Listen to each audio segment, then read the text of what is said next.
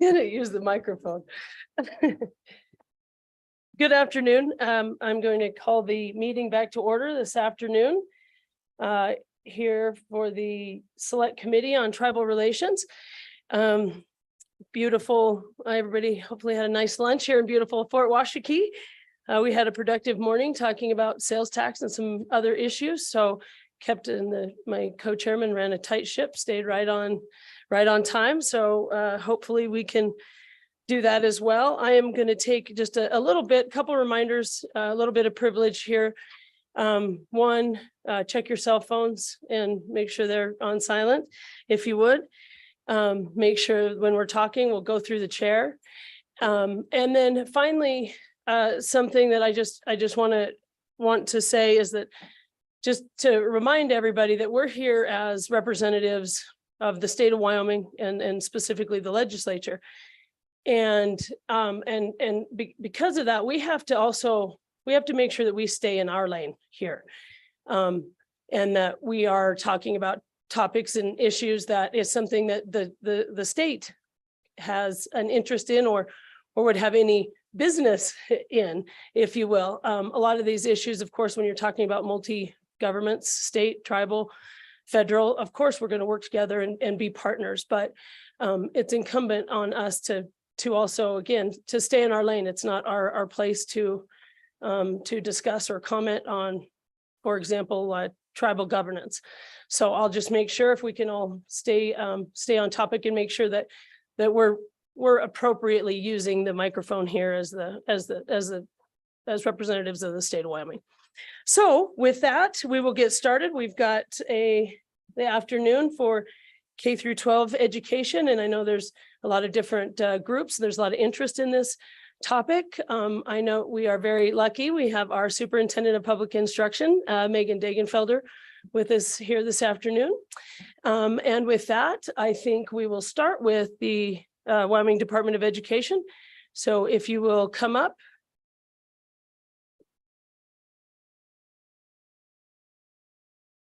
And if you all will introduce yourselves and then just proceed with testimony. Thank you for being here. Thank you, Madam Chairman. Megan Degenfelder, State Superintendent of Public Instruction. Just wanted to be here because I really support this discussion. I support this issue and want to make sure that we're collaborating in this, working with the legislature, working with our tribes. Today, you're going to be receiving a lot of data and information from my colleagues at the state agency. I think what you will see is that we can do better. We have to do better for our Native students. I am committed to that. And there's many people in this room that are far more knowledgeable in this arena than I am. But I'm stand ready to work with those individuals and make sure that we can deliver and we can increase our academic achievement for our Native students. So with that, here to support, I'm going to pass it off to Rob Black and Wanda Maloney with the state agency. Thank you. Thank you, Superintendent. Go ahead. Thank you, Madam Chair and co-chair members of the Select Committee. It's a pleasure and honor to be here with you this afternoon. My name is Wanda Maloney. I am the Chief Policy Officer at the department. I'll turn it over to my colleague. Thank you, Madam Chairman. It is an honor and a privilege. My name is Rob Black. I'm the Social Studies, PE, and Health consultant on our standards team for the department. I'm also the Native American liaison for the agency. Thank you. Madam Chair, we do have one additional person online, and her name is Lori Hernandez, and she will be supporting with standards and assessment. She is the director of those two areas. Thank you, Ms. Maloney. And so is she admitted, and are we good to go with Ms. Hernandez?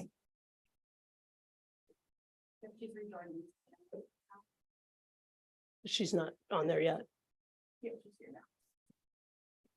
Good afternoon, Ms. Hernandez.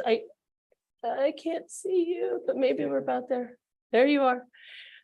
Feel free to introduce yourself and go and proceed with testimony if you want, or if somebody else is going to present, however you want to do, that's fine. Thank you, Madam Chair and members. Sorry about my voice. I hope you can hear me well enough. I'm Lori Hernandez, Director of Standards and Assessment, and I'll just be available for any questions you might have.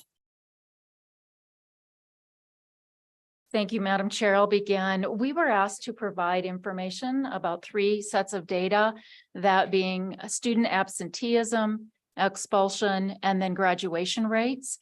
In addition to that, we were also asked to provide information about NAEP.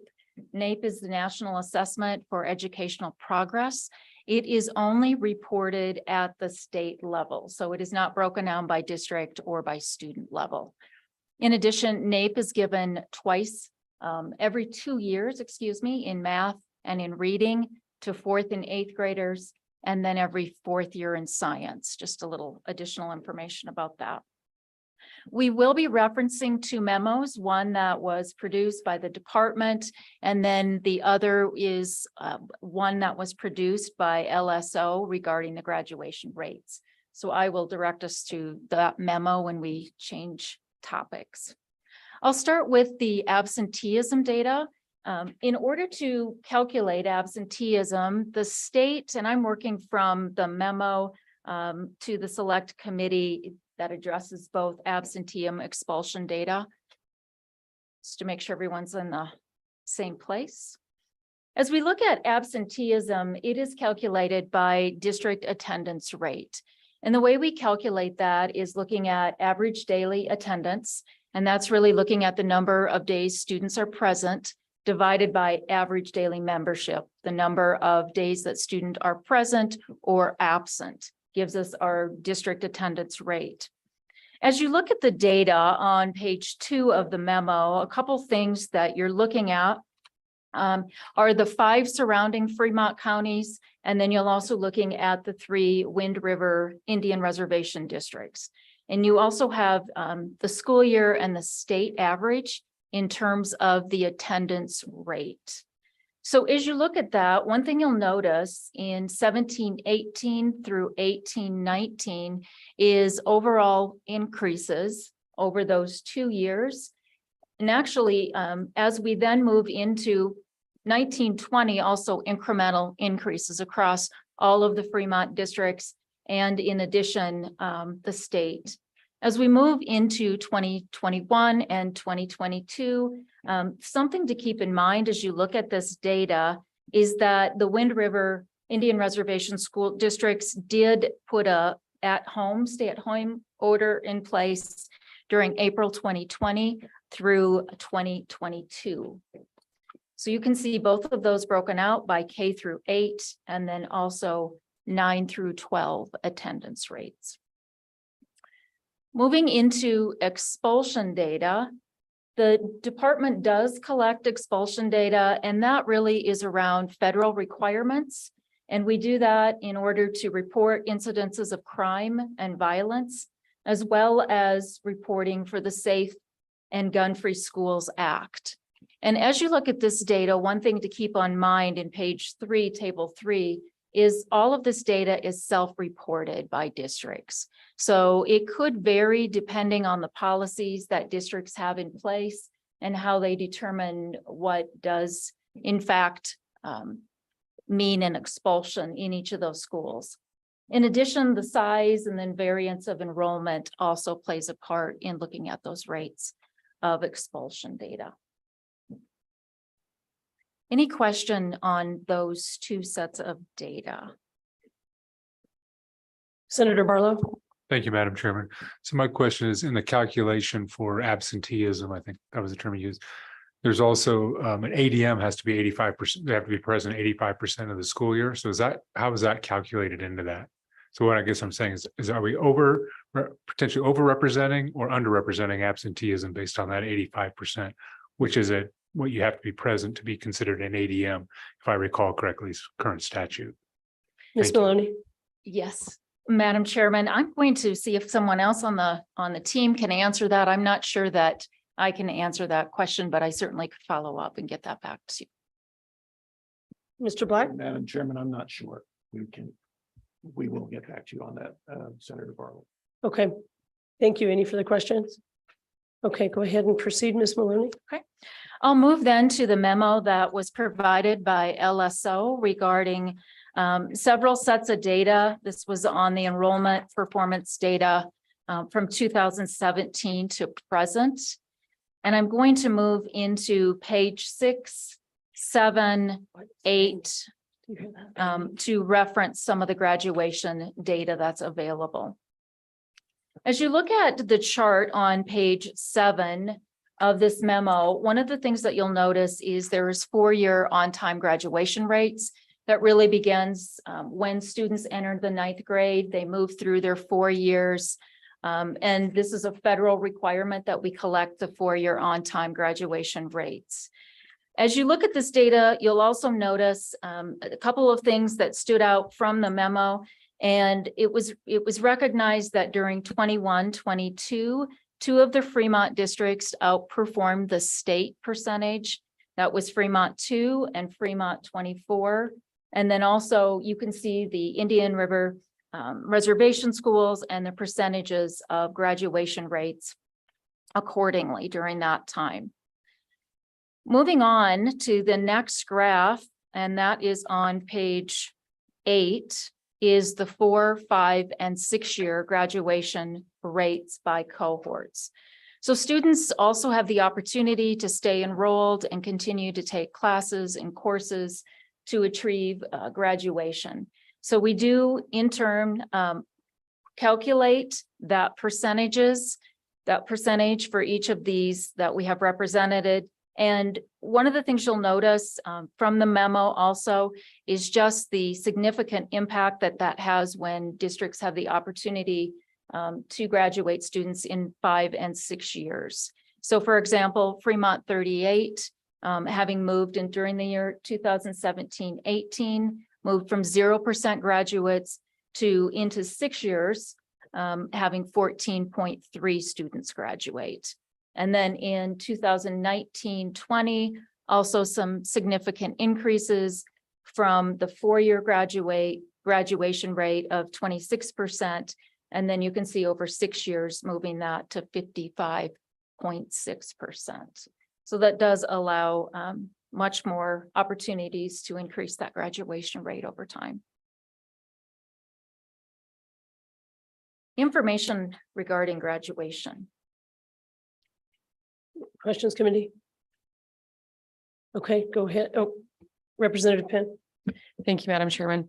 I'm just looking at District 38 in 2017 at 0%. Did they actually have no kids graduate on time? Ms. Maloney. Madam Chair, that would be correct. That is the percentage that we have. All right, go ahead, Ms. Maloney. That actually sums up the information we have regarding the data sets around expulsion, absenteeism, and graduation.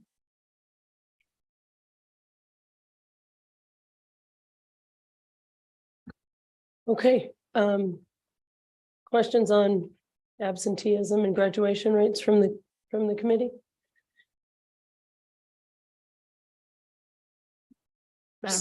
Madam Co-Chair. Madam Co-Chair. Ms. Maloney, and I think I already know the answer to this. I hate asking that, but I think it's worth mentioning. When we decided to put the topic of K through 2 or K through 12 on this agenda, it really was kind of going back in time. I remember, Representative Larson and I looking at scores that were similar to this years ago, and we had looked at a report and it had a number of recommendations or, items that were on there that said, these might be factors for contributing to low proficiency scores, attendance, absenteeism, suspension, and expulsion. And so throughout the last 4 or 5 years, we have bent over backwards trying to rewrite our statutes. At the time, we were trying to find out what are really proactive ways that we can offer more carrots and more support and more incentives. But as we started looking in the statutes, it became very clear that they were really a mess and, they weren't aligned with language in Title 14. And so all that's to say, we've done a lot of work to clean up our statutes, but I don't know that all the districts are complying with the new law. And certainly as a mom who pays attention to that stuff, I have firsthand experience saying that they aren't. So I'm wondering if the department has done an audit or a review of the 48 school districts' absenteeism policies, or if you have any indication whether or not school districts out there are actually trying to revise their policies to align with all the work that we've been trying to get done here by changing the statutes. Do you have that work, or have you guys talked about doing that? Madam Chairman, thank Ms. you for Maloney. that question. And In addressing that question, one of the things that we do look at when we do accreditation and they do the 5-year review, they do look at policies in terms of an overview of how often do they review policies, but in terms of a deep dive in looking specifically at policies, I am not aware that we have done that work. Further questions? All right, thank you. Oh, Madam Chair. Madam Co-Chair Ellis? I do have a question. So it's real convenient to look at these scores and shake our heads and say they're not great. But I think it's time, we went through COVID and we're still dealing with lingering effects of coming out of that in some ways. But I just am frustrated and I don't know what we can do. I've spent a lot of time working and thinking about this and I feel like I'm at a dead end. So do we just say, well, those are the scores? It's a reservation. Do we do that? Or how do we make this a priority? Is there something we can try? I just don't feel good about this. Madam Chairwoman, Superintendent. Senator Ellis, I agree with you. And I actually recall when I previously worked under Superintendent Balo, being, right here in this area talking about this same issue that was several years ago, I think six years ago.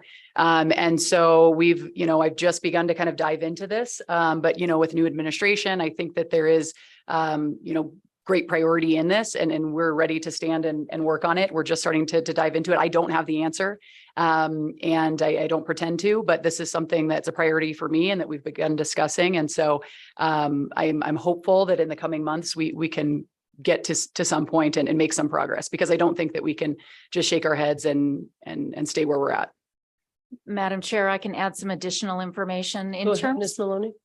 Thank you. Madam Chair, in terms of looking at the data and for schools that are partially meeting or not meeting, there is a requirement of filling out a school improvement plan.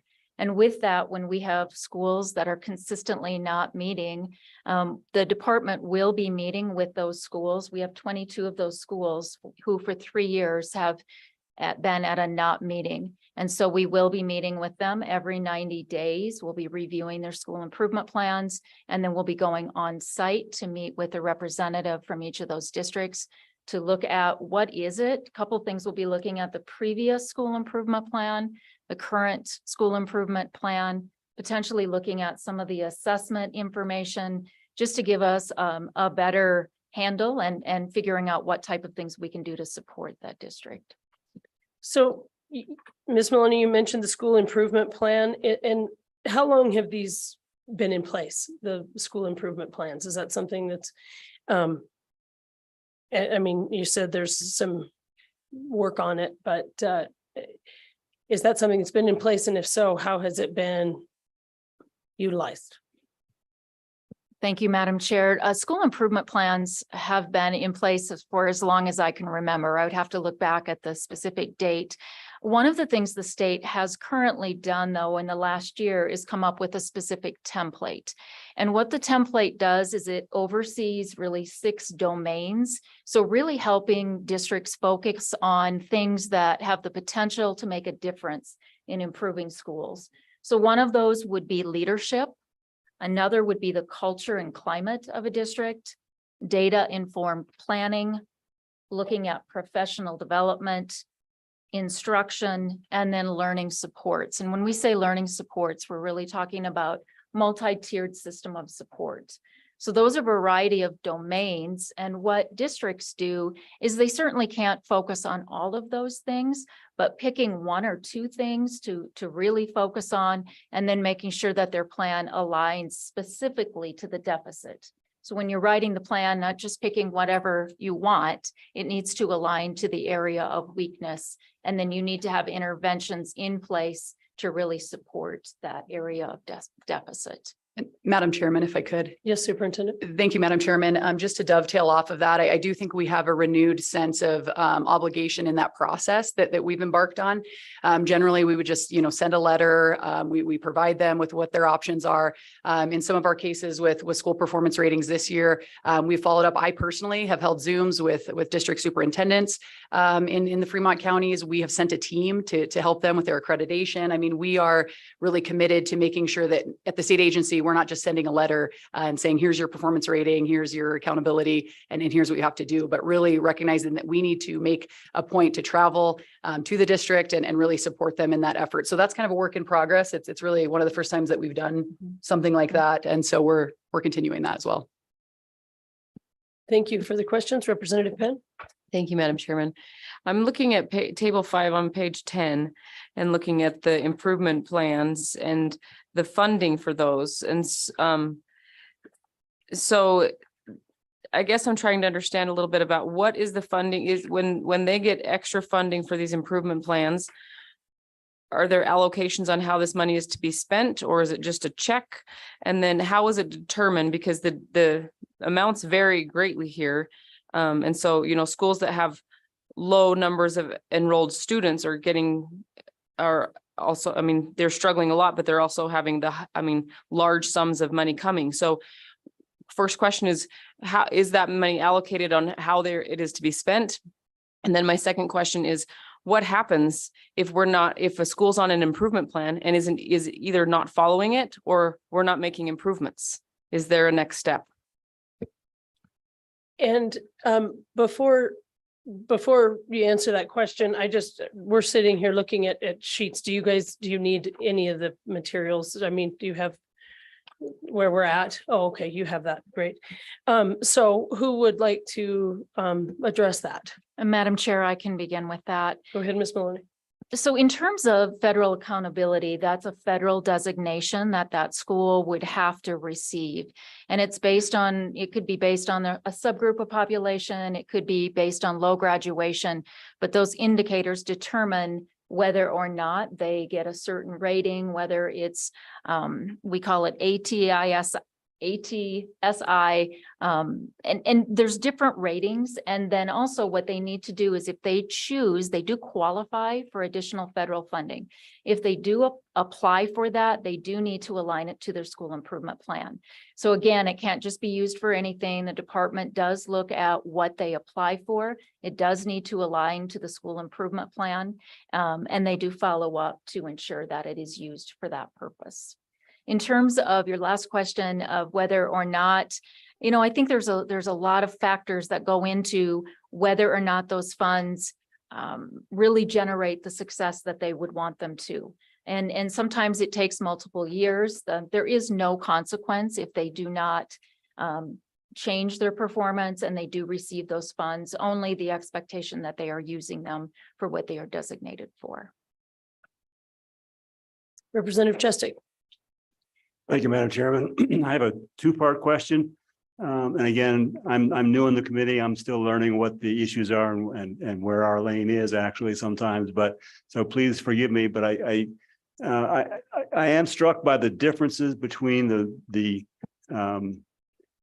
school districts on the reservation, those off reservations. There's a very marked difference there. And I'm wondering, to what extent is it possible, and can we even tell if there are some cultural differences that are at least partially responsible for that? I'm thinking about testing. A lot of times testing is a way of hiding cultural differences, and different cultures respond to tests different ways. So I don't know how much that is going on here. So that's the first problem. Do we have any measure or ability to decide whether any of that is what's going on here? And the second part of my question is related to it, and that is when you go to the districts to work on school improvement plans, to what extent are cultural differences taken into account in coming up with the proper plan? Ms. Maloney. Madam Chair, I'm going to start with Representative Chestik's second question first. So the districts actually come up with their own plan. They look at the cultural needs, they look at the deficits within their school performance rating. They make that selection. And we again look at the school performance rating to ensure that there's alignment, but they get to pick the nuances. They make sure that they're selecting specific strategies. We don't pick the curriculum, they pick those types of things. So usually the how is what districts get to designate. In terms of cultural differences or impacts, I'm going to ask if our director, Lori Hernandez, would jump in and talk a little bit about any information she would have related to the assessment process. Thank you. Are you ready to go, Director Hernandez? Okay, I go am. ahead. I am. Thank you, Madam Chair. When we are preparing our assessments like YTOP and YALT, we always have a review committee of educators that does a bias and fairness review as well as a content review. And we do our best to make sure that we have representatives from the Fremont counties on those committees so that they have that lens of where there might be bias or fairness issues that are specific to the reservation area. Thank you, Director Hernandez. Any further follow-up or question? Representative Cheswick, okay. Any further comments or questions from the committee? Go ahead, Mr. Black. Or go.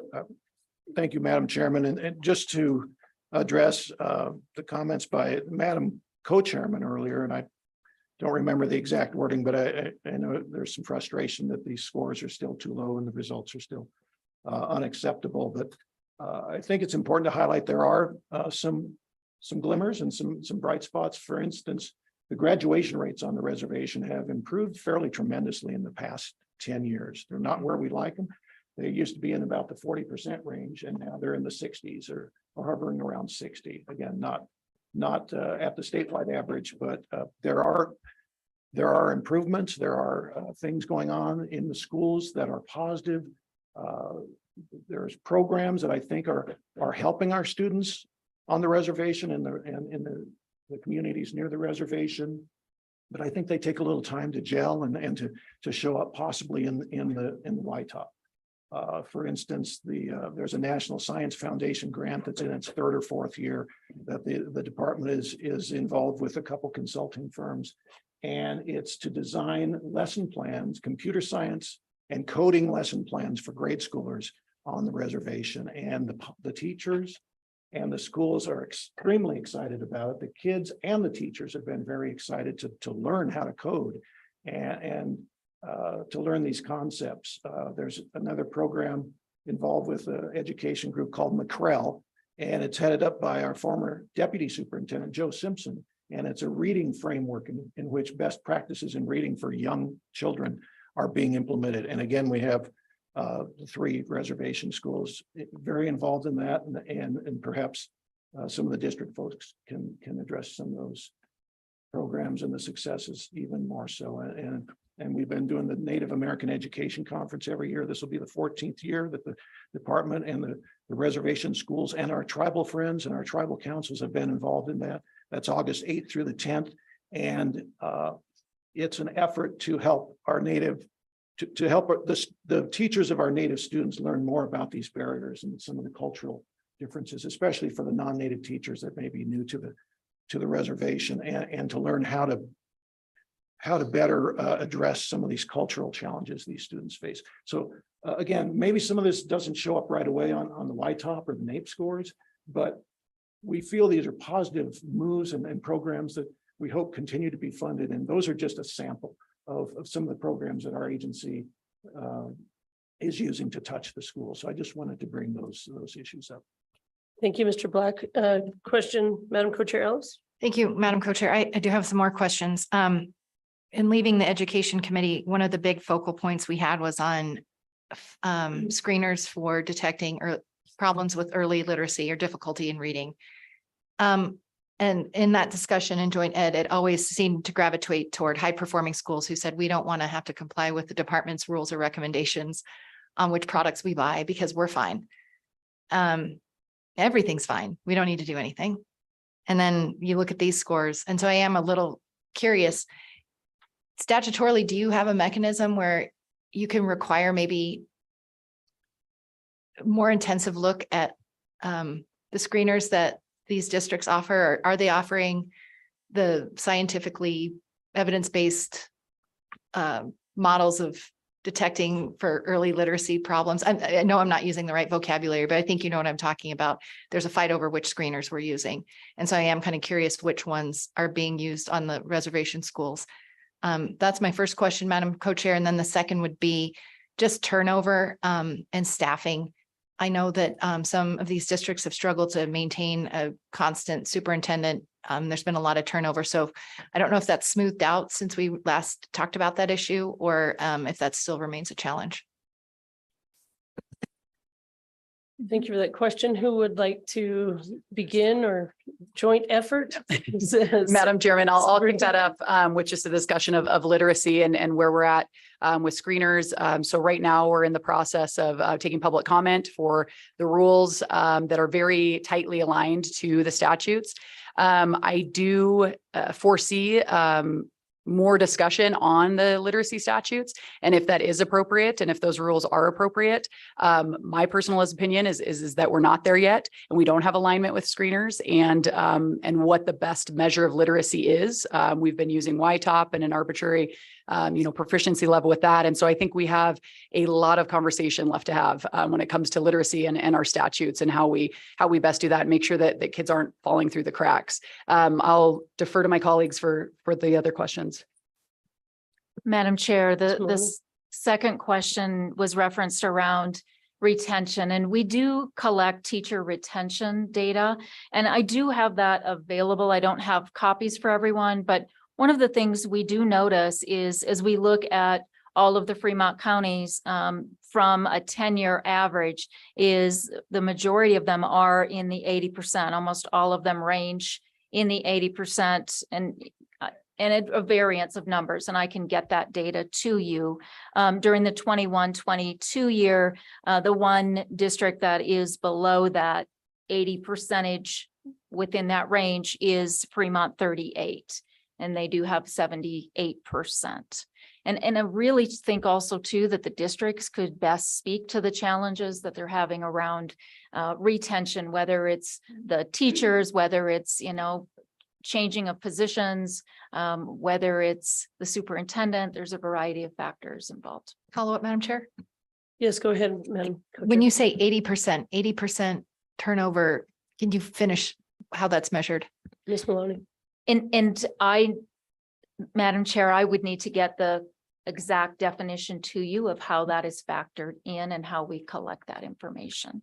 And when I'm saying 80s, I'm saying there's a range, and I'll get the specific data to you so that you can see that, and we'll have definitions with all of that also.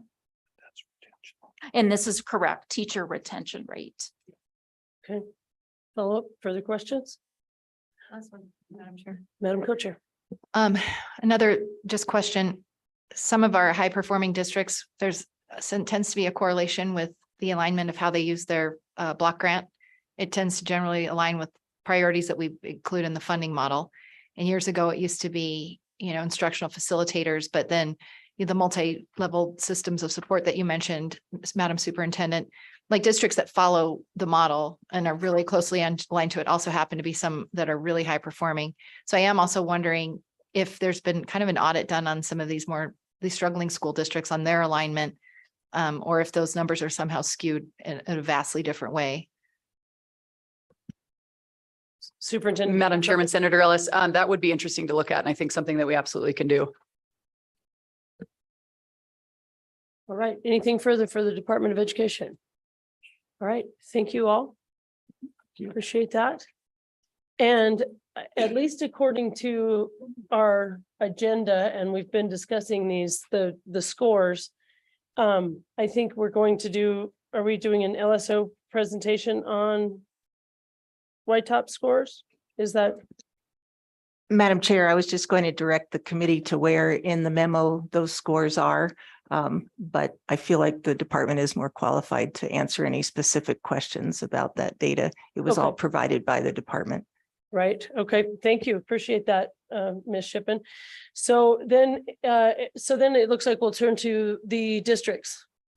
And I'll take some direction from you all if you want. I see at least what we have in the agenda is 4 districts.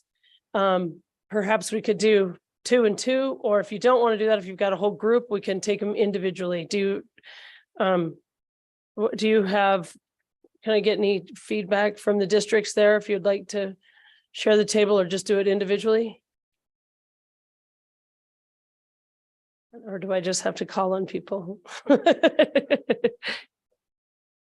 And I don't know if you have many, like, you know, if you have a bunch of people from each district, of course, we'll do them individually.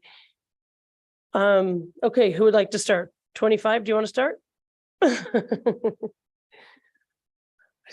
Since you made the mistake of speaking up there, Mr. Hill.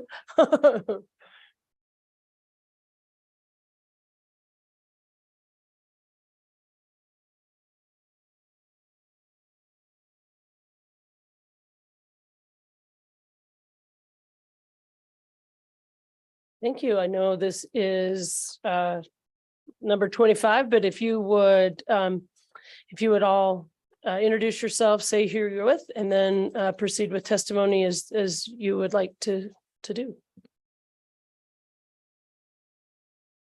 Willow Creek Elementary. I'm Nicole Hernandez. I'm the principal at Ash Grove Elementary. Christina Mills, I am the assistant superintendent, Fremont 25. I am Nicole Kelly, and I am the new principal at Jackson Elementary. And thank you, Madam Chairman. I don't know that we have any specific data or anything to share with you. Dr. Flanagan, who was our previous superintendent, suggested that we came to provide answers of questions that you all as a panel may have about how we are working with early literacy in Fremont 25. We tend to use those screeners that Senator Ellis was talking about. We use the FastBridge screener to determine whether or not students are making progress when it comes to foundational literacy. We have found that the processes that we use, we have been able to align them. When you sit and talk to the three principals that are in front of you and our assistant superintendent, we are the principals of the first, second, and third grade buildings in Fremont 25.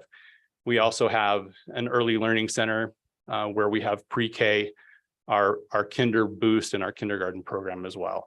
So we work very diligently to align the literacy practices among those campuses.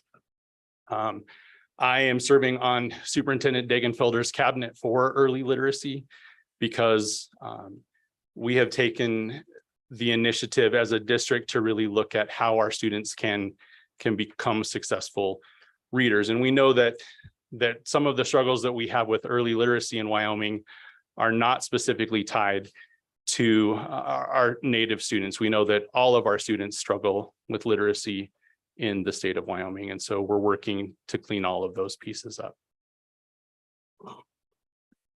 Thank you, Principal Hill. What do you see as your biggest challenges? And whether they may or may not relate to the state, but if they do, if something relates to state, what could you see that you would need from, if anything, better support from the state? Is there something that we can do in support or assistance of this effort? Thank you, Madam Chairman. I think that Senator Ellis's work on the Education Committee and some of the work that was done with attendance policies have the potential to have the teeth that we need to be able to combat some of the issues that we have. I think that when you look at the scores that the Department of Education was sharing with you, much of the scores that we see in Fremont 25 and the struggles that we see in Fremont 25 do come down to attendance and students not being in school. And we know that sometimes they're in school, but they come after literacy instruction is done for the day. And so then we're trying to play catch up to make sure that we're able to provide that instruction for them. I'll yield to my colleagues on other issues that we've seen that maybe are some of those roadblocks. I feel that the other roadblock that we kind of face is because we are a 1-3 school, we are just naturally dealing with the natural development of first, second, and third grade students. And I feel like there is so much on our plates as first, second, and third grade educators. Whereas as a previous, my focus, my entire career, 25 years, has been elementary for the majority of it. I'm a kindergarten teacher. Before I became an administrator, I've focused most of my career in the first, second, third grade. And I want to focus on those basic foundational skills. However, that's not where our focus as educators are. You know, when I look across all of the standards, when I look at the basket of goods I'm expected to provide for my first, second, and third grade students, it's not just foundational skills. There's so much there that our time is very much divided. And so I don't spend the majority of my day ensuring kids are getting those foundational pieces. So when they are there, if they do come late, you know, I'm trying to cram so much into a day for them that it isn't a focus just on foundational skills. So I feel like our basket of goods is great. I want to give them a well-rounded education, and that is great. But I also know when you're a first grader, there's priorities that we have to have set. So to me, I feel like that's a big thing that could be lessened by the legislature. Clarification on that, Principal Hernandez. So I thought I was following you at the beginning there, meaning that like if kids are coming in, if they're hungry, if things are disrupted at home, it's hard for them to concentrate, which is that's a human thing, right? But then you ended with that's something the legislature can do. So I wait, think let that, me- but let I'm me- thinking, let me finish. sorry. So I just want you to explain that, because I mean, are you just saying more money? I don't understand how the legislature, or specifically what you're looking for there as far as an answer. So it's not just that, you know, yeah, we have to make sure they're fed and they're taken care of and we are dealing with their social emotional. But when a student is coming to us, I'm not just worrying about can that student read? I'm also trying to get them into computer classes to make sure they understand what coding is. And I'm trying to make sure they get all of the PE standards, and I'm trying to make sure they get all the music standards, and I'm trying to make sure that they get all of the art standards. And we're also worried about social studies standards in first grade. And I'm also worrying about science standards in first grade. And I'm also worried about, I think there's at least nine areas of standards where I have priority standards I'm trying to make sure these first graders get. When really, I want to make sure my first graders know those reading and math standards forwards and backwards, so that by the time they hit 4th, 5th, 6th, 7th, and 8th grade, they have those skills in reading and math to support all those other content areas. And I'm not saying I want that solely to be all they're getting, but when I have that emphasis and focus, that's where I want that emphasis and focus to be. I understand. Representative Penn? Thank you, Madam Chairman. So are there statutory requirements on those types of things that first graders must have computer and all those things? Yes. Principal Hernandez? Yes, there is. We have standards in, it's hard to list them all out because I'm in front of a group, but yes. So we have reading or ELA standards, which consist of reading, writing, speaking, listening. We have math standards. We have social studies standards. We have science standards. We have computer standards, music standards, art standards, PE standards, foreign language standards. I think I listed computer standards that all have priority standards, and there's I believe in several of those, there is a K2 band. They may be broken by bands, but each grade level is responsible for helping students reach those standards. And question for you, is that, are those federal standards or are those state standards? State standards. Madam Co-Chair, I Madam think Co-Chair? we have the Common Core of Knowledge found in 21-9-101B, Romanet 1. It has reading, language arts, social studies, math, science, fine arts, PE, health and safety, humanities, career voc ed, foreign culture and language. We changed that to world language, government and civics, and computer science. So we set the standards in statute. And then there's also the Common Core of skills, problem solving, computational thinking, critical thinking, and a few others. We put those in statute, but then the State Board of Education writes the standard. And so you know, I've read those standards, and that last session had a bill that said instead of listing them by subject, that the state board should rewrite them by grade or grade band. That way you could align those a little bit better for kindergarten day and hopefully lighten some of the load somewhere, but make sure they're still getting delivery. It's a little interesting. If you read these standards though, my complaint always is for world languages. There are not K-2 specific standards written. They are written if through the mindset of it being an elective course offered to a 7th grader, an 8th grader, or a high school student. So I've talked to the State Board of Education about this for years, that if we're going to actually do this, which I actually think it supports reading and language arts, that those can be woven together in a more meaningful way to deliver literacy instruction. But that's an ongoing effort, and that's a big task. And so really what I asked for last session was kind of a study bill on how we can get there. But that's how that works.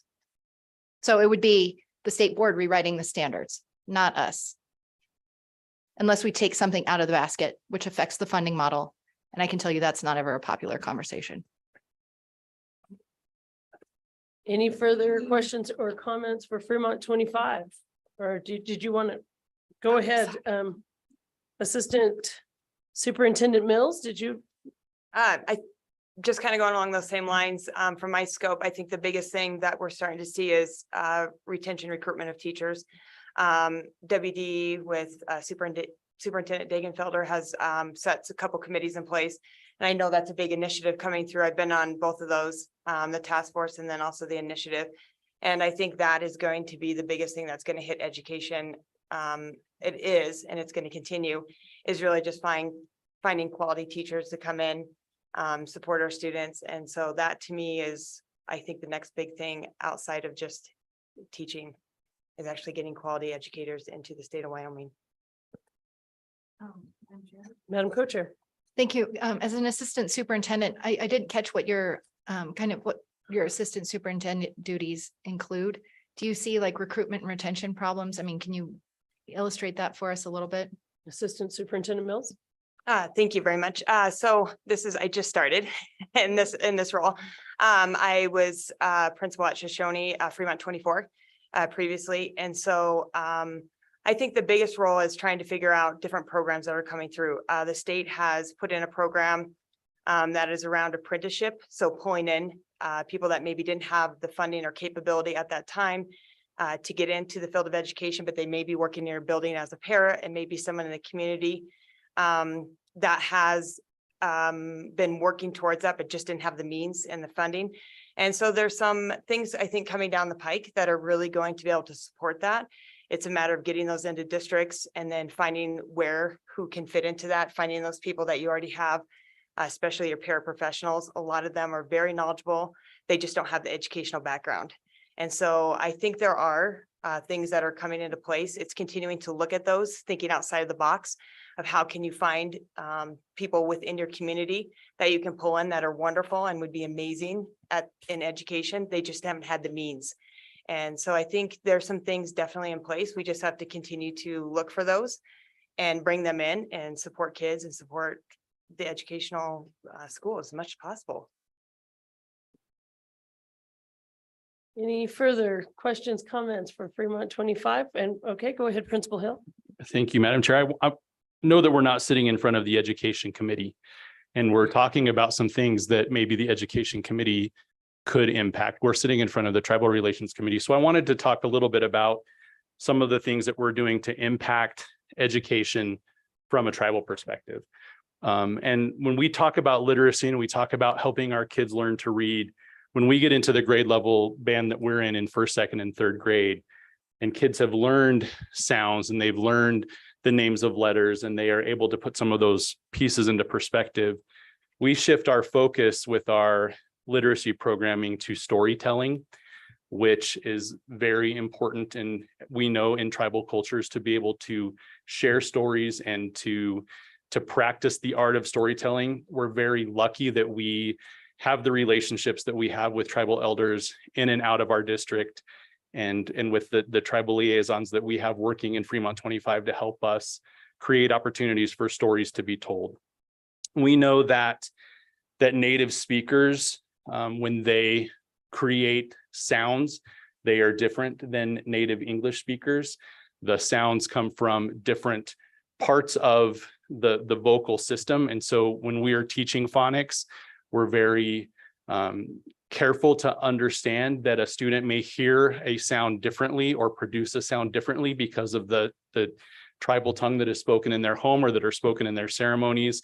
And it's important to us, specifically as white educators, to spend the time honoring that tradition and giving space for those sounds to be created in the way that they are created in their homes, and helping students navigate the differences in those things. And then the last thing, I'm sorry, I'm looking at my notes here on my phone. The last thing that I wanted to talk about is the importance of repetition in practice. When we're working within customs or cultures where things are repeated over and over again, and that is how stories are passed down from generation to generation, not necessarily through the written word as much as through the spoken word. We know that repetition and practice is incredibly important when it comes to students being able to learn to read, because they have to have those opportunities to repeat and practice those sounds. When we think about what the legislature can do to help us with that, is to provide support and opportunities for families to be able to have their kids at school. Every parent wants their kid to go to school, but when they're dealing with things outside of the school system, we have to be able as a state to provide those supports for them to be successful, because every parent wants the very best for their kids. Every parent sends their very best kids to school. They don't keep their best kids at home. They send their very best kids to school, and they are proud of the work that their kids do. And we have an obligation as educators to make sure that we honor those traditions and cultures and find ways that we can take the basket of goods that our Department of Education sets for us, along with the partnership with the legislature, and make sure that we're doing everything that we can to help those families be successful. Thank you, Principal Hill. All right. Thank you, Fremont 25. So let's see. Fremont 14, 21, or 38. Who is here from? Do we have anybody here from those districts? Sergio?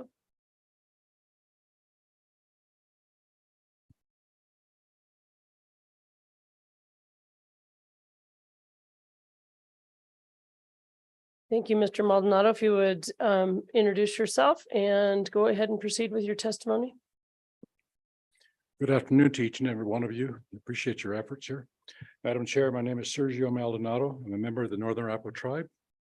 My mother is the late Ruth Frances Spoonhunter. Her mother, my grandma, was a Warren, Marguerite Warren, with a Kale, knew my family. And her mother, my great grandma, was Singing Underwater Moss. And my father is Andrew Maldonado from Biwamo, Jalisco. I am tribal and I'm Mexican American. I reside in the Fremont 14 district. I sub at 38 and 14. I've been involved in education throughout my life. And I will say this, as I listen to this discussion, I think of statistics. So many words, ideas have been put on the table for all of us to learn, to listen. I like that. But the word that best characterizes this discussion is we have so many nuisance variables at play here within this astronomically and phenomenally long-term setting. I'll be presenting at the education conference. I believe this is my third time I've presented, and I've addressed this many times. This year's topic is an historical dilemma, achieving success with our students on the reservation. Everything with respect to data, administrative plans, whether it's the Department of Education or districts. I love what the last district shared from 25. It's wonderful. But until you've been in a classroom, until you've lived in a community, until you've got your hands in the educational dilemma, day in, day out, as well as you live there, then you will see the full picture. Hence, I use the word, we have so many nuisance variables. The known variable is our students for generations have not succeeded at a level of success that is at a parity level with other districts across the state. We're aware of that. I like what the one gentleman says. We don't send our less than best students to school and keep the best at home.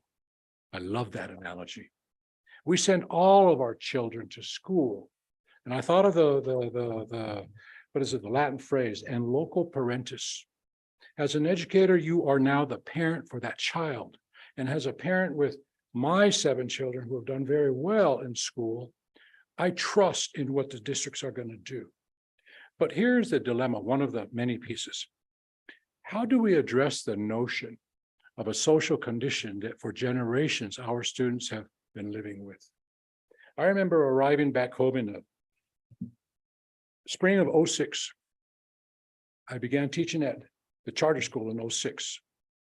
And I remember students who were a new term to me, coming from Tempe Chandler and growing up in Tucson, couch surfing. We had students back then who were living from one family to the next and living on the couches. So it is not just the known variable when they come to school. They may not have had enough sleep. That's a given. They may not have had enough to eat. That's a given. But the nuisance variable that we have no control over, even with all the academics, I'm currently wrapping up a doctoral program and looking at this specifically, is this: we have no control on the social conditions of our children at home. Every parent wants the best for their child. We know that. I know that. You know that. But not every parent has the same mindset as to what is the best for the child. I will say this, and I say it with all due respect. We're looking at generations of thinking that does not embrace the notion of education the way you and I would embrace it. I shouldn't say would, that's a conditional. The way you and I will embrace education. How do we change that generations? I've been home since 06, and I looked at the community very closely. Taught at the charter, tribal education director, 7 years at CWC, tribal liaison. And I'll say this, very little has changed with respect to education.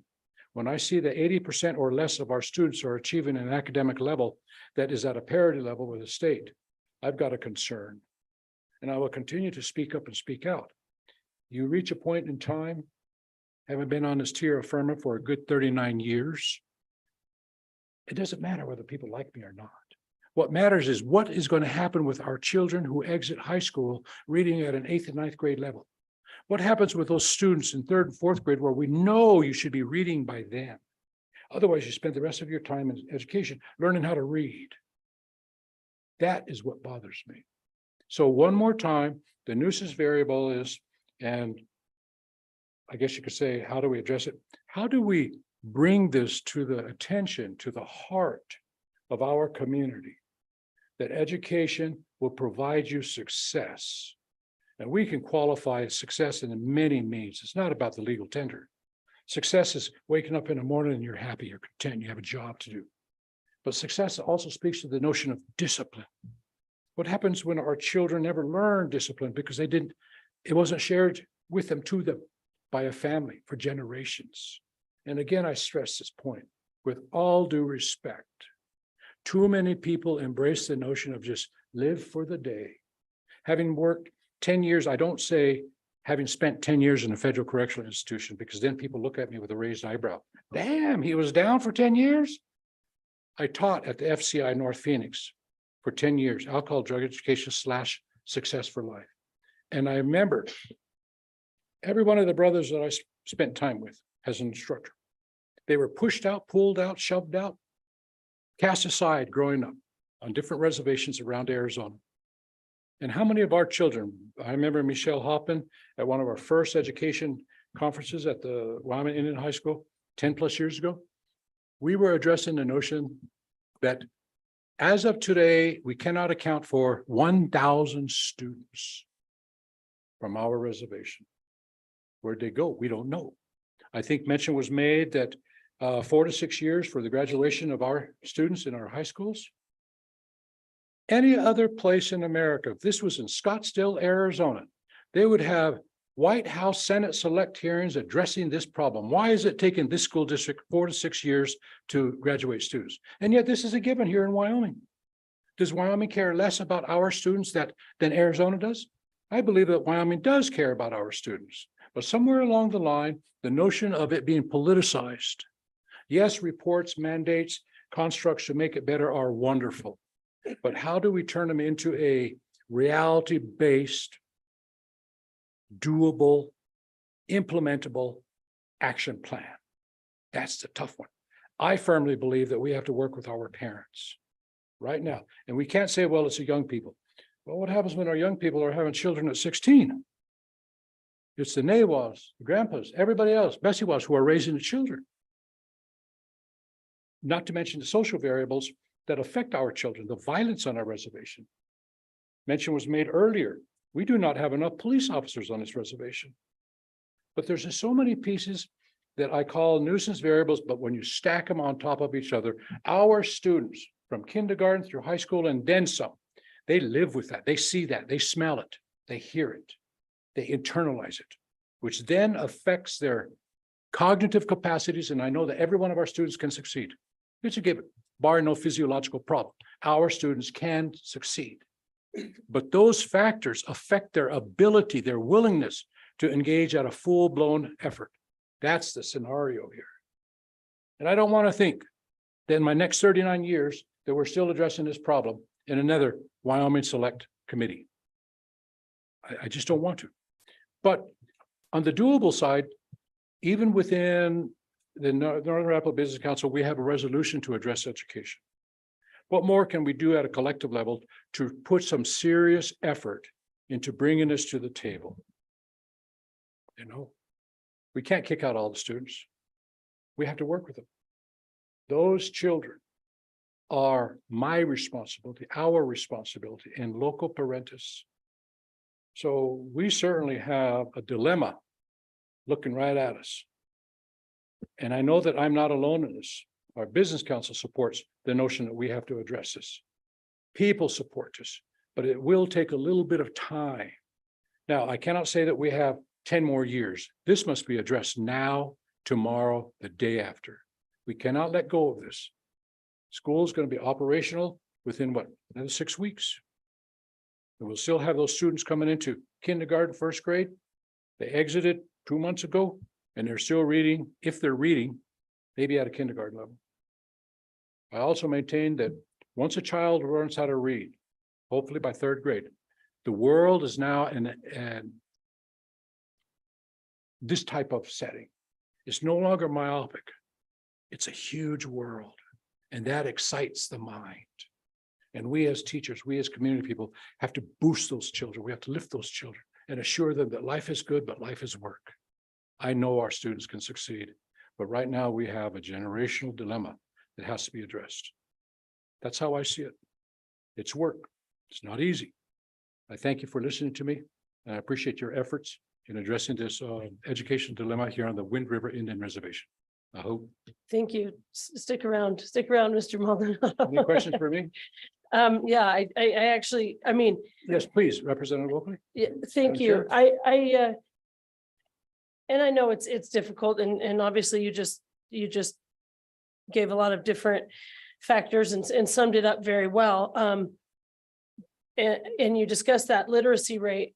And one of the things we know is that that third grade literacy, you know, after that, if you don't have literacy by the time about third grade, then sort of the successes in so many different realms drops off. And you even addressed that very profoundly with it opening up the world when you can read, right? So, but when we look at some of the nuts and the bolts of specifically of some of those third grade literacy rates, and I know the school district isn't here, but there's one in our county that's at like a 95% illiteracy rate. Mhm. And so, I mean, what are you thinking as far as like nuts and bolts? I mean, when I look at, there's not a high enrollment in that district. I mean, I'm thinking we could drive to the schools and get the children. Like, what do we need to do? What can we do differently? I mean, can you think of anything as far as going, we will, like, the money's there, the money's provided. And this is so important. It's so important for those children. I don't know, again, this might be all philosophical, but if you have anything further, I know that you largely addressed this in what you just said, but you know, down to the brass tacks, what can we do to support and really get there with some of those, especially those young kids? Yes. Thank you for that question. That's really, it's about 12 questions.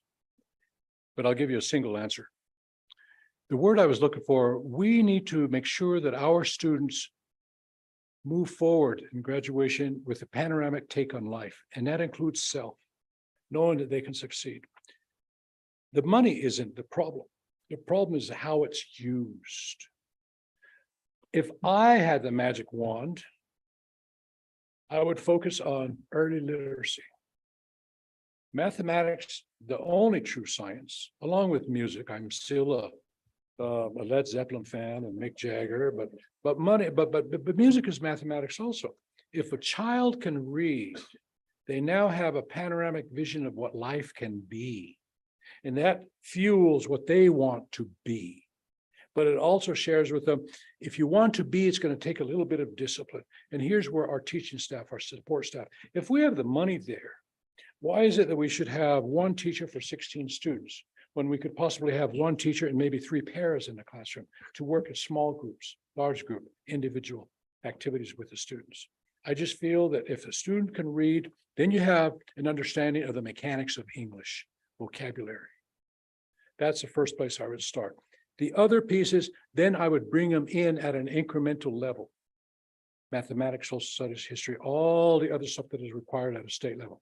I certainly support what the state requires for all of our students. That provides a rounded citizen.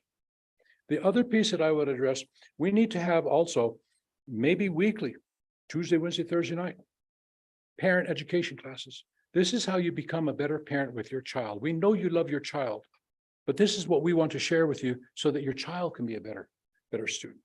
That's how I would look at it. But like I said, I do not have the magic wand. I'm willing to continue to put my shoulder to this wheel and push it to make sure that our society, our community doesn't rank in the lowest within the state of Wyoming. And I know because I read those scores all the time. And I ponder what more can we do? Sergio cannot do it alone. It is a we, it's a personal plural pronoun operation. What can we do to make this better? I like the thinking. Maybe we as educators, as community, as tribal governments need to sit down more frequently and put the cards on the table face up. No pun intended to all the notions given to our casinos and alcohol being brought in, but that's another story. I support what our casinos are doing. I support what our tribes are doing. But the bottom line here is if our students do not exit their K-12 experience, reading, writing, computing at an acceptable level, we call it using teacher language at an age grade appropriate level, we have failed. I was in 6th grade and my mother, avid reader, we were reading when we were in kindergarten. She gave me this book by Oscar Lewis called The Children of Sanchez. It was a big, thick book, you know, and I looked at it, I go, damn, Mom, this is huge. And she says, enjoy it. This is a story about your father, his life growing up in Mexico. It took me a couple of months to read it, but I look back on it. She was planting a seed that you can achieve anything you want, even though the book frightened me as a 6th grader. And now, if I didn't have to work, if I were a kept man, I could just stay at home and read and write and paint and listen to Bocelli. Thank you. You would. Yes. Representative Penn. Thank you, Madam Chairman. Mr. Maldonado, I couldn't agree more with you on much of what you said. You said that we don't have control over the social conditions at home. Mhm. I think that is by and large one of the biggest issues that the kids here in this county and these few districts, especially on the tribe, are facing. I don't think there's probably a person in this room who wants more government involved in their home lives.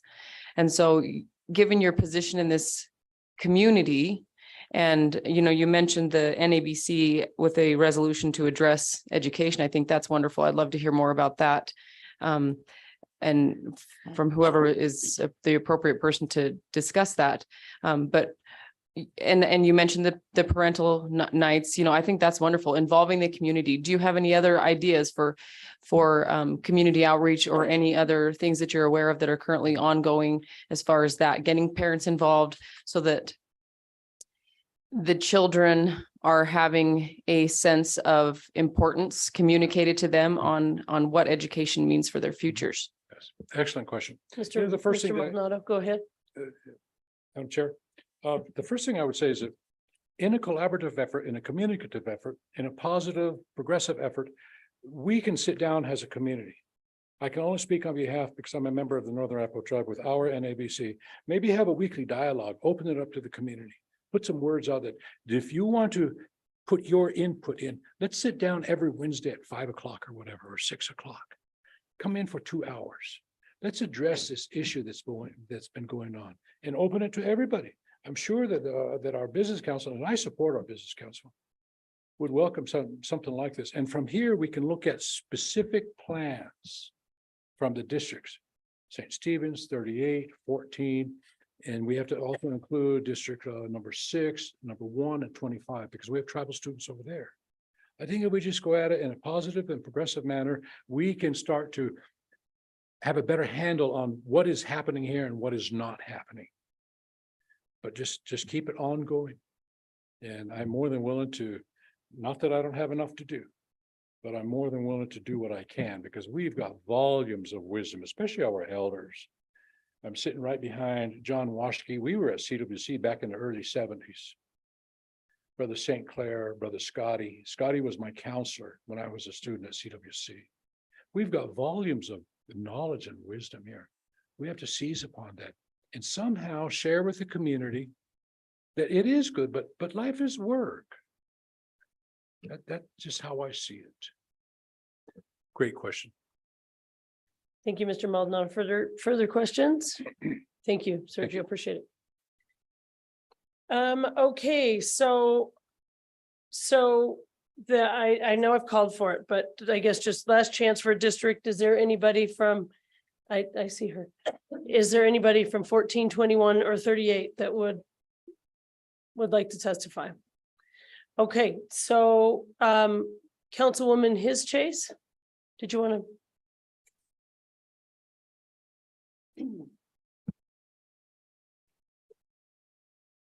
Madam Chair. Yes, go ahead and introduce yourself and obviously say who you're with and then proceed to testify. My name is Teresa His Chase, Northern Arapaho Business Council member. I worked at Fremont 38 in several capacities from 2015 to 2022 when I was elected onto the Business Council. I came home to oversee the 21st Century Community Learning Center after school program for Arapaho School in October 2015. I was also the 6th through 12th grade Arapaho language and culture teacher. I was the business manager for 3 years. I don't miss the reporting. And I was also the Indian Education Director for Fremont 38. To our people, our children are sacred and holy, and we respect them. We want them all to be brought up in a positive light, full of language and culture and love.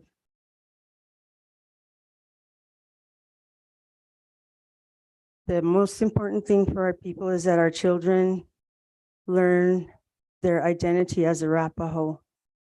This can only be done through traditional education, through transmission of traditional knowledge from elder to child. When I came back to serve as the coordinator for the after-school program, I restructured it immediately and brought in several tribal elders. I designed the program so that we had an Arapaho language and culture class. The Dance Society had two groups, K through 2 and 3rd through 5th. In the Dance Society, the children learned different dance styles, where they came from, how to dance, how to bead, how to make their own regalia, the measuring and everything that goes along with it, as well as mindfulness and storytelling. The elders were included in every classroom that was offered. We also opened up the greenhouse that had been sitting there with cobwebs for several years. And once we opened the greenhouse, we incorporated language and culture and elders into that setting. And so when the children would go into the greenhouse and plant things, then the elder was there to explain to them that we're putting seeds back into Mother Earth. And so we start with the prayer and we let her know what we're doing and give thanks at the same time, because food is sacred to our people. They also learned the language that comes with it, the how to describe what they were doing, every food item, and how to cook, all in our language. Even measuring was in our language. We also started a drum group with kindergarten through 5th grade. And then we had an older drum group, 6th through 12th grade. We offered a class called the Warriors Club, and that was for 6th through 12th grade, where they learned college and career readiness as well as hand game. We started competing with other schools with our hand games. The students learned the language, they learned our songs, and they learned the traditional form of hand games as Arapahoes played it. They didn't play the traditional Arapaho hand games because that's a ceremony in itself. What they taught was the universal hand games is what they played with the other school districts.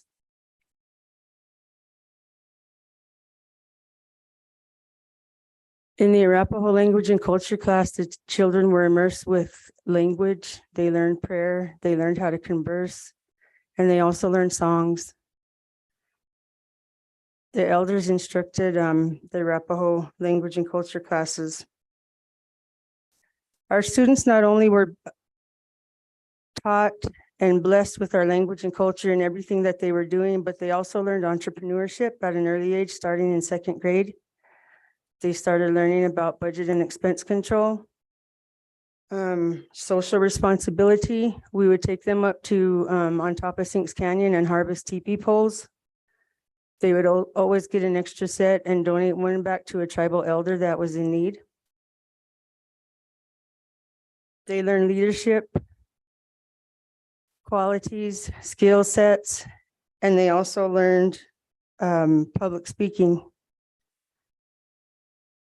After several months of this programming, the following year, I collected data on them, as well as the state data that was required.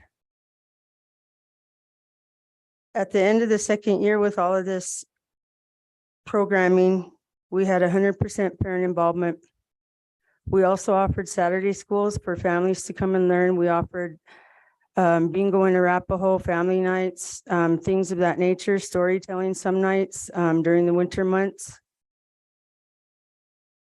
And so our parents, our young parents, parents that were my age, parents that maybe had missing gaps of learning in their lives, they were given the opportunity to learn the same things as their children as far as our language, culture, history, and life ways. At the end of the 2nd year, not only did we have 100% parent involvement, but there was a 77% increase in their academic scores. After the white top scores, we looked at the outcomes, and we got t-shirts and had a pizza and ice cream party for all the students who achieved high scores on their white top scores, and all of them but 3 were 21st century students. There was also a 56% increase in improved behavior, and that was a result of data taken from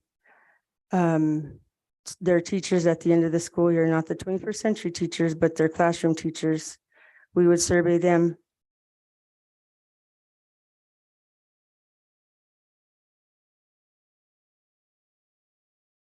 What I'm trying to say is what our children need is to be blessed with our language and culture, and those are the kind of opportunities that they need. I heard from Fremont 25 that what we need is from you guys is to provide support for families so students will succeed. Well, I have the proof of what it takes for our students to succeed. Everything that we did was aligned with our state standards. I also was a part of the Social Studies Standards Review Committee with Rob Black. In our STEM class, we also had a 6th through 12th grade STEM offered. They learned how to calculate how many beads it would take to cover a moccasin. The measurements of a teepee, the distance between the poles, how to erect a teepee properly, how many hides it would take to cover a teepee, things of that nature. That's all math, science, you know, along those lines. And that's what I'm talking about. And most of our subject content that was taught in our after-school programming was all cross-curricular. What our students need to know is who they are and where they come from. Studies have shown that students who are blessed with their language and culture far surpass their English counterparts on all standardized tests, and we proved that through what we were doing. And I just wanted to share that much because I feel really, I'm really passionate about knowing and understanding what our children need and what our parents want. I based my when I mentioned that I restricted the program, I based it on the late Dr. Burnett Whiteplume's dissertation. He did a really good study, canvassed our community and found out what our parents want, what our schools needed, and things of that nature. And I use his dissertation when I write grants and when I develop things of this nature. As far as the local schools and their test data, sorry. I just want to point out that our schools on the reservation stayed closed longer when our kids came back with a deficit. It's hard to get them to where they need to be and maintain it. They didn't have a normal uninterrupted school year for 2 years from 2019-20 and then 20 and 2021. Kids that started 7th grade when COVID hit missed their middle school years and had to start high school without quality instruction. And not only that, but we provided devices to our students, but there was a barrier of no internet service. You know, that was really caused a problem. That I was the business manager at our school then, and we were trying to figure everything out, and we had to hurry up and get access points, you know, to certain areas so families could go and park so their students could do their work. So things are different here on the reservation, and what Dr. Maldonado pointed out, you know, it's true.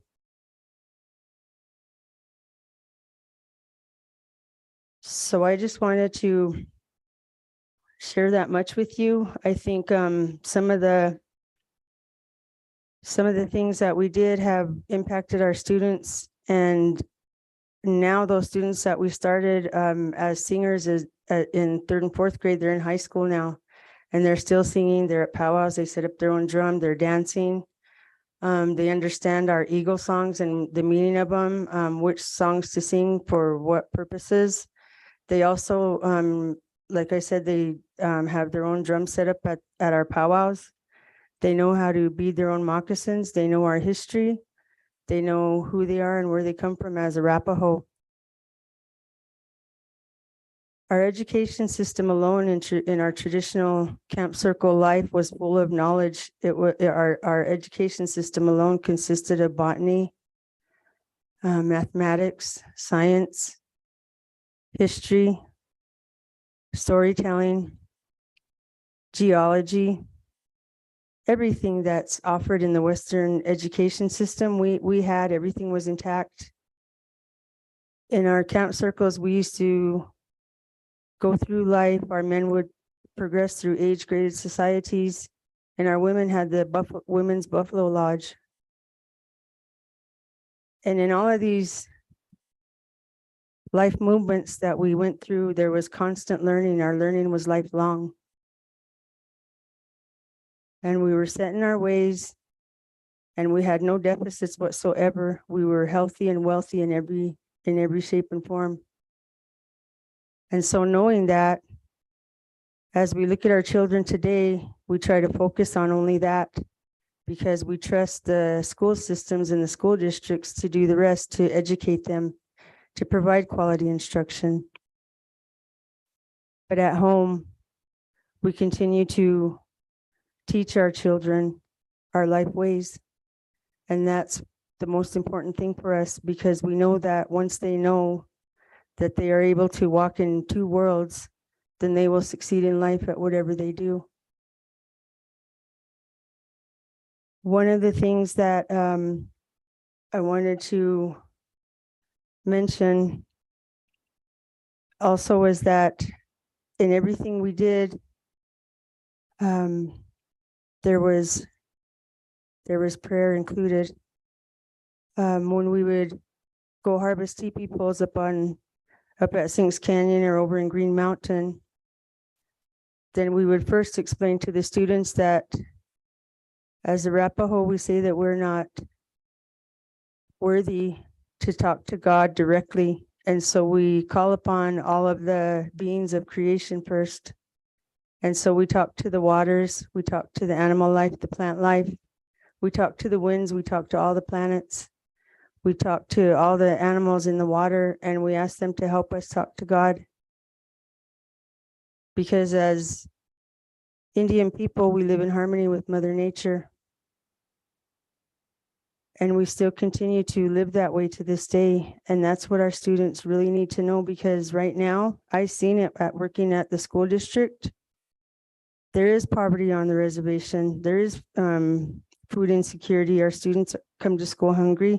There are a lot of students in transition.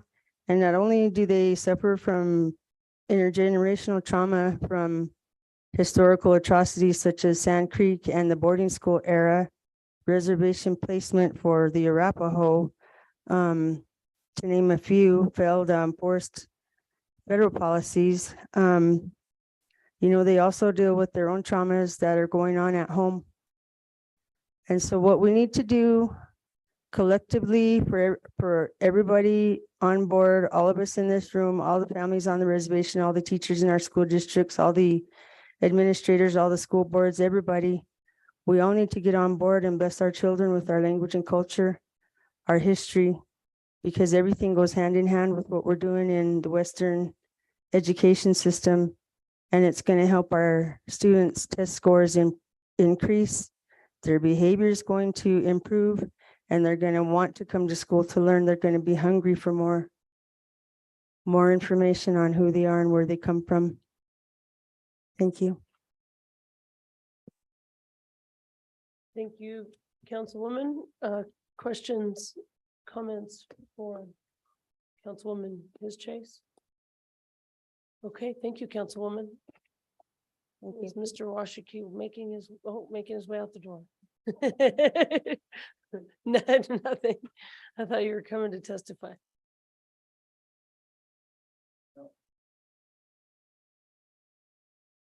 All right. Did I misspeak? It's Dr. Maldonado now, and is that accurate?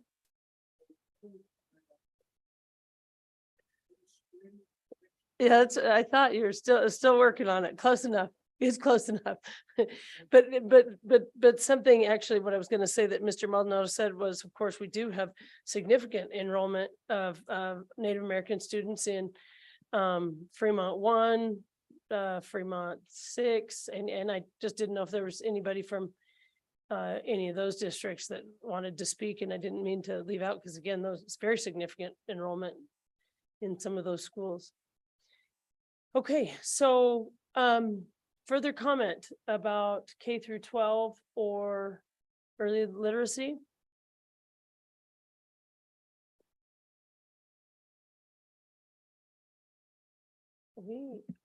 Maybe.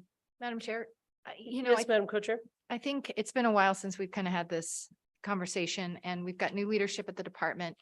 And I was really encouraged by some of the willingness and the thoughtfulness to provide additional information. So, you know, I know that I might not have captured it all in my notes, but I would like maybe some follow-up discussion on our next hearing about the alignment of spending actual versus again, what the block grant allocates, looking at how those dollars are actually spent compared to maybe the block grant. I think maybe a little bit of a deeper dive on the compliance with some of the absenteeism policies. One thing that we didn't talk about in depth at this point was suspension and expulsion. I think I'd sent you an article or based off of some report, Madam Co-Chair, that and it was several years ago, but finding that minority students, particularly Native American students, are subject to higher expulsion and suspension rates than non-Native students. And so I think, you know, it would be helpful. We've looked at that at the Joint Education Committee level, and it's a really tough issue as well. I think there are some districts out there where people feel like, you know, suspension and expulsion is too lenient, and others that think it's too harsh depending on who the student is. So maybe we can have some more conversation on that point. On the early literacy, I wouldn't mind having a deeper dive either, just kind of learning about each district. And I appreciate the leadership that was here today, your incredible work, you know, and I love the discussion about just language differences. And that's true. You know, certainly in Navajo, there are sounds that don't exist in English. And I think it would be really helpful for us to kind of dive into this just a little bit more. Right now, the department is in the process of writing their rules, so we can visit with them on what might be appropriate, or even drafting a letter to the department, just expressing our concern over some of the literacy rates on the reservation. And if there's anything that can be done through that rulemaking process that would address these schools in particular, that we would, you know, be ready and willing to listen to any statutory changes that might need to occur. And then finally, Madam Co-Chair, I'm aware of one tribal charter school in, I think it's Colorado or maybe New Mexico. And after I read the article, it was really compelling how this school district, and composed really of like really motivated tribal parents, looked at, you know, what was being offered in their home community and said, we wanted to try a charter just for all the, you know, the benefits that go along with that. And we've had that robust charter discussion. If there's any interest, Madam Chair, we could see if those individuals can just share their experience and how things are going, if there is interest on the community. But, you know, certainly I think there's some work to be done. And I think we're all very aware of the COVID years and coming out of it. But I do think it's time to figure out what support we need to provide districts. And to Representative Penn's point, you know, we can only do so much. Parents are a huge part of this, but you know, we just need to, I think, keep looking at appropriate ways that we can do what we're supposed to be doing, because this is our charge. Thank you, Madam Co-Chair. And so if you'll give me just a second, Representative Chestik, because I know I asked for this, but is there any further public comment on this? And so I'm gonna go to that, and then if that's all right with you, okay. Mr. Ratliff, if you'd come up, and then a question for LSO. Is there anybody online? Okay, thank you. Go ahead and introduce yourself, Mr. Ratliff, and go and proceed with testimony. You're not on, Scotty.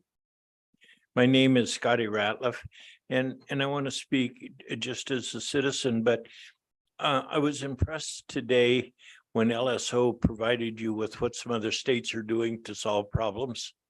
And I think it was alluded to just a second ago about charter schools. If in the state of Wyoming, you want to know what a school is doing good, you go to the schools that are doing good and say, what are you guys doing? And I really think that the State Department of Education or the LSO could be spending some time wisely checking around on what reservation schools that have faced similar problems are doing. I know that at one time there was a lady in Montana who was a superintendent of instruction who was very, very capable. I mean, extremely bright and knowledgeable, and had made some some interaction with the State Department of Education about some possible solutions. So I don't have any solutions, but I do think it would be worth looking at schools that have faced similar problems and how they solved them. Thank you. Thank you, Mr. Ratliff. Questions or comments or anything about what Mr. Ratliff? Thank you for that, Scotty. Okay, and before we go into discussion and I close out public comment, I want to give a last opportunity. Is there anybody else who would like to make public comment that's in the room or online? Going once, twice. Okay. Then I will close public comment as it relates to this topic of K through 12. And then we can go ahead and discuss. So Representative Chestic.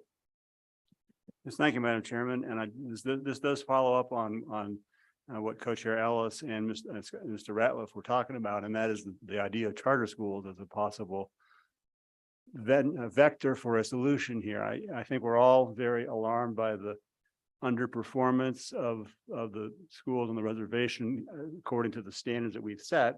The question is, in my mind, are those the correct standards for some of the things that Ms. Chase was saying? Maybe we're measuring different things than what certain members of the tribe would like to have measured. So I don't think that we are the fonts of all wisdom here. There's lots of other sources of wisdom we need to take account of. But to me, the solution needs to be driven largely by the members of the tribes. And I believe there was something in the charter school bill that we just passed that gives some advantage to tribal nations to create charter schools. And I, for one, would be very much in favor of learning. I don't know much about it. I haven't studied it, but I'd like to know more about whether the bill that we just passed on charter schools can be part of the solution here. Can a charter school or several charter schools that have more flexibility on curriculum and more flexibility in terms of management be part of the solution that's tailored to the needs of the reservation? So I'm just babbling at this point, but I do think there is something in that bill that could be useful, and I'd like to see us explore how we could maximize that tool and maybe have the reservation and the two tribes study that bill and understand whether or not that could be a tool that they could use and be more self-directed about it than having Western culture tell them what they ought to be doing. Maybe a charter school or several charter schools might be part of the solution. I'd like to see that explored, and I don't know what that means to the work of this committee, but I do think there's something we need to be aware of and possibly explore. Thank you, Representative Chestic. Further discussion among the committee as far as this goes? Questions, comments? Senator Barlow. Thank you, Madam Chair. Maybe this is a question for Co-Chair Ellis, and I appreciate the comments about the delivery system. I think charter school versus public school, the delivery system question, but my question goes to the standards issue or that development of standards. Does our current statutory model have enough nuance in it to account for some of the cultural differences that may actually be very important? When I listen to the testimony about the role of family, the role of just all the different roles that are culturally important, do we have in this state, in our standards, a way to account for that and actually accommodate it into a successful curricula that may not, anyway, that would serve these students and this community more appropriately? So I think it may be a very broad question, but since you are the ranking member on education in this room for the legislature, I just thought maybe you would have some thoughts on that. Thank you. Madam Co-Chair. Thank you, Madam Chair. I'm not an expert by any stretch, just a really curious lady who spent a couple days reading our state content and performance standards. And if you really want to learn how much you don't know, read the math standards. It's a very humbling experience. But I think the answer is no. And I think that that's where maybe there is some room for conversation of what might better fit some of the unique needs. On the literacy front, we had great people come talk to our education committee that talked about how the science of reading is really relatively new for human beings, because for thousands of years, human beings would communicate information orally through repetition, through storytelling. That is how human beings shared information for much longer than the written word. And so there have been amazing studies done about, what happens when a person learns through oral communication, and then what's the best method for the delivery of, the written word and literacy. What's happening in the brain. I mean, there's a whole science behind it. And these are contentious fights that are happening at the national level in academia over what's the most appropriate way that teachers should be teaching kids how to read. So it's contentious. There's no doubt about it.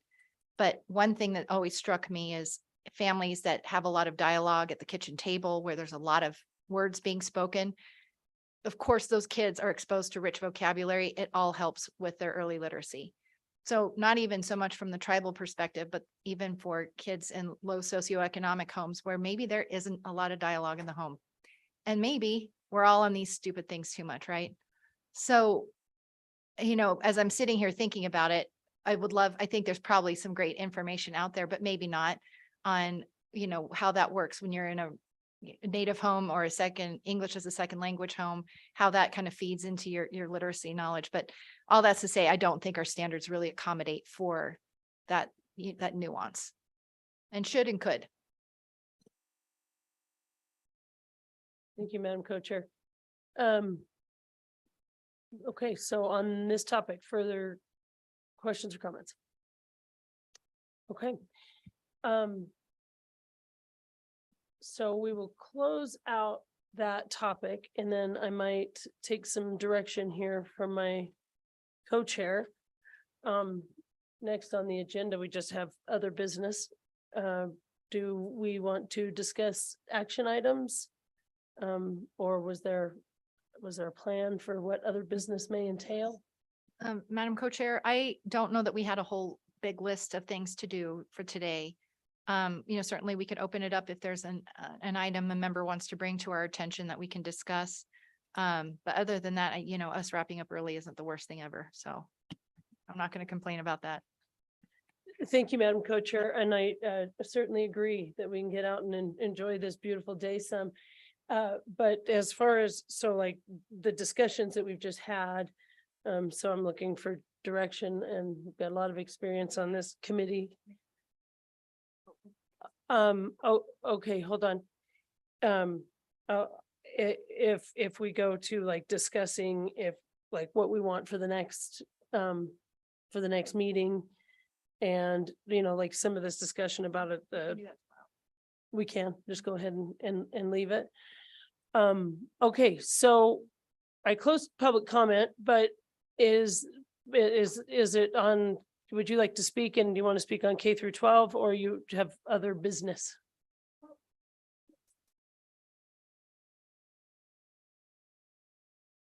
Okay, into the higher education, do you want to, so which is what we're going to start with first thing in the morning.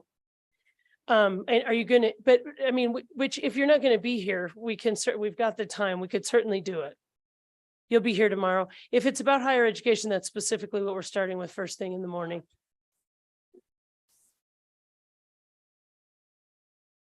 Okay, go ahead. Yeah, go ahead and I'll reopen public comment because I can. Thank you. If you would introduce yourself and say who you're with, and then go ahead and proceed with testimony. Okay, good afternoon. I hope you can all hear me fine. I am Karen Reed-Turnswar. I am the co-chair for the Northern Arapaho Business Council. I am here today to speak to the legislature, the Tribal Select Committee, regarding the ACT scoring and the Hathaway Scholarship down at the University of Wyoming. Currently, you have to score a high number on your ACT to be eligible for the Hathaway Scholarship, which leaves out many of our Native students, our American Indian students. In our conversation this morning with the University of Wyoming Board of Trustees, that was one of the things they talked about, one of the resources that our American Indian students could utilize. However, because of the ACT score being so high, many of our students cannot qualify. I'm not sure if many of you know, but the University of Wyoming in the fall of 24 will be increasing their tuition by $300 per credit hours. As it stands right now, it's like $12,000 for boarding alone. The Northern Arapaho Tribe offers $2,500, I believe, if I'm incorrect. The Eastern Shoshone Tribe offers $7,500. And so that's a great discrepancy, which leads into many of our students either getting loans. So when you graduate, your intent is to come back and get a good job, start making that money because you sacrificed. You put a lot of things off. But however, when you have to get these loans, you come back and you're still paying back to the government, not able to fully utilize the benefits of your education, your degree, whatever it is you have acquired. This is the body here. Not all of you, but you can take this message back. And if I could get you guys, each and every one of you, talk with your colleagues and start looking at the ACT scores and hopefully come to a lower amount across the board, not just for our Native students, but across the board for all students in the state of Wyoming, so that many more can access this Hathaway Scholarship. Thank you. That's all I have. Thank you, Councilwoman. Any Senator Barlow? So thank you very much for that. So I, in my House district, I represented several very small school districts as well. There's some others in my community that are less than 100 students. One of the districts is close to where I live. So one of the other things, and I appreciate your comments about the ACT scores. I pulled them up so I kind of have a sense of where we are. But I also wondered, do your students, do you think they have the access to all the curricula that allows them to qualify for the different levels of the Hathaway? Because there's, as you know, there's 4 levels of the Hathaway, and you have to have a certain number of language arts, et cetera. So is there also a challenge just getting the teacher? We heard about the challenge with having teachers. Do your students have the access to the educational opportunities to actually qualify for the highest amounts of the Hathaway, notwithstanding that the test score is also maybe a barrier as well? Thank you, Madam Chairman. Co-Chairwoman returns to Ward. Chairman, so Senator Barlow, they do, they have access to all that. Every school district provides that opportunity. However, as been stated, because of our way of learning and stuff. So Western education is based around the European model and does not take into effect how American Indians, Native Americans do learn in their learning style. So that kind of puts us back. I remember when I took my ACT, it was pretty low. It was pretty low. And I didn't even think that it was important. However, when I went to try to receive scholarships, that was a barrier for me. So I just thought, I see it as a barrier for American Indian people. Thank you. Thank you, Senator. Any further questions for Co-Chairwoman returns to War? Thank you. Thank you for coming back. Appreciate that. So public comment is still open. Is there anybody else that would like to speak on this today? Okay, with that, I will close public comment again. And if protocol is that we just recess rather than do action items today, I think we are done for the day. Oh, we are not Did done we- for the day. Did we have action items? I guess that's not my only question. Alyssa, did you have anything on your to-do list? I just want to make sure. I don't remember anything, but Anything else? Okay. All right, with that, this meeting is in recess. Oh, yes, so we will re-adjourn tomorrow right here, 8:30 a.m.